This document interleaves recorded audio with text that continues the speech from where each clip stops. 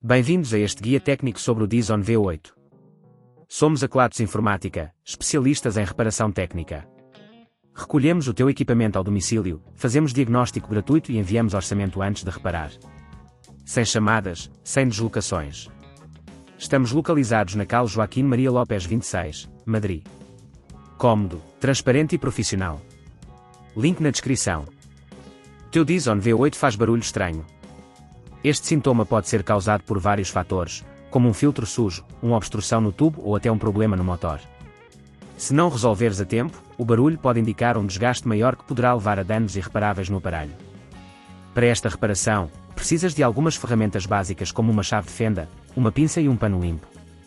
Primeiro, desliga o Dyson e retira a bateria para garantir a tua segurança. Depois, utilizando a chave de fenda, abre a parte traseira do aparelho com cuidado, removendo os parafusos que seguram a tampa. Neste passo, é importante não forçar os parafusos para não danificar a rosca. Uma vez aberto, localiza o motor, que é a principal fonte de barulho. Verifica se há algo preso ao motor, como fios ou detritos. Se encontrares algo, usa a pinça para remover os objetos indesejados. Agora, se o motor estiver danificado, precisarás de um motor novo. Retira cuidadosamente os conectores do motor, lembrando-te de anotar a posição de cada um para a montagem posterior. Para evitar danos, aplica uma leve pressão ao desconectar os cabos.